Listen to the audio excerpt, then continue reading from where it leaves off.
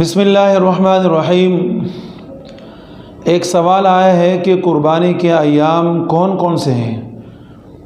یعنی یہ کہ کون سے دنوں میں قربانی کی جا سکتی ہے۔ تو 10 ذو الحجہ کے فجر سے لے کے 12 ذو الحجہ کے غروب آفتاب تک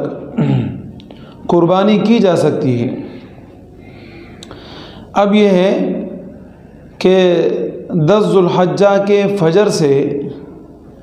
قربانی کا وقت آپ کا شروع تو ہو گیا ہے، لیکن یہ ہے کہ اس میں یہ دیکھا آئے گا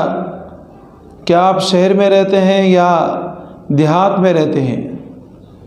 اگر آپ شہر میں رہتے ہیں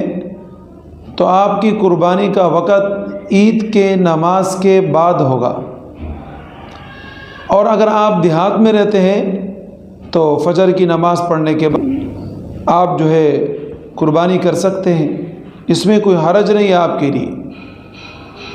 اب یہ ہے کہ ایک آدمی اگر رات کو قربانی کرنا چاہتا ہے تو رات کو بھی قربانی ہو سکتی ہے، لیکن یہ کہ وہ صرف اور صرف 2 راتوں کو ہو سکتی ہے، ایک 10ویں کی 11ویں رات اور ایک 12ویں کی رات۔ یعنی یہ کہ 10 ذو الحجہ ہے، اس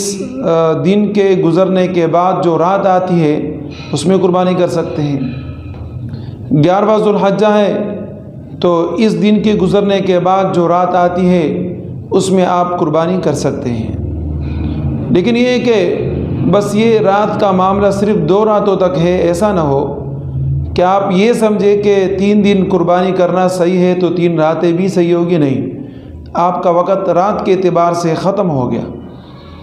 اور یہ کہ علماء فرماتے ہیں کہ رات کو قربانی کر تو سکتے ہیں، لیکن اس قربانی کے اندر کراہت آتی ہے، ناپسندیدہ ہے، اور اس کی وجہ یہ ہے کہ رات کا وقت ہوتا ہے۔ اب ظاہر ہے کہ آپ ایک کام دن کو کرتے ہیں تو آسانی کے ساتھ وہ ہو جاتا ہے، اور جب آپ وہی کام رات کو کریں گے تو اس میں مشکلات تو آئے گی۔ پھر اسی طرح علماء یہ فرماتے ہیں کہ سب سے بہتر یہ ہے کہ آپ پہلے دن ہی قربانی کریں، ذو الحجہ کے 10ویں ذو الحجہ کو ہی قربانی کریں، سب سے بہتر یہ ہے۔ اور پھر اس کے بعد 11واں ذو الحجہ اور پھر اس کے بعد 12واں ذو الحجہ ہے، تو سب سے بہتر یہ ہے کہ پہلے دن ہی انسان کوشش کرے اور قربانی کر لے۔ اسی طرح بعض حضرات ایسے بھی ہوتے ہیں ہمارے کہ وہ ہوتے تو شہر میں ہیں لیکن ان کی جو قربانی ہوتی ہے وہ دیہات میں ہوتی، اور بعض حضرات ایسے ہوتے ہیں کہ وہ ہوتے ہیں دیہات میں ہیں لیکن ان کی قربانی کا جو جانور ہوتا ہے وہ شہر میں ہوتا ہے۔ تو اس میں یہ مسئلہ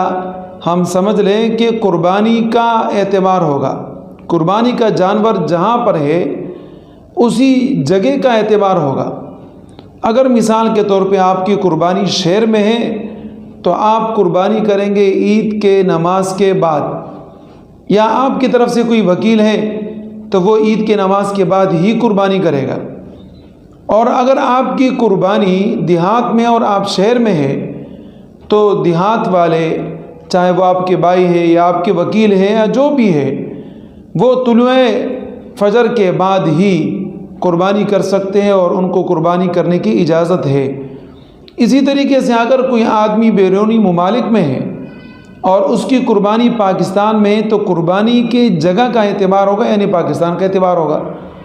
اور اگر آپ پاکستان میں اور آپ کی قربانی دبئی میں ہے، امارات میں ہے، اسی طریقے سے سعودیہ میں ہے، ملیشیا میں ہے، تو جہاں آپ کی قربانی ہی وہیں کا اعتبار ہوگا، اور اسی اعتبار سے آپ نے وہ قربانی کرنی ہے۔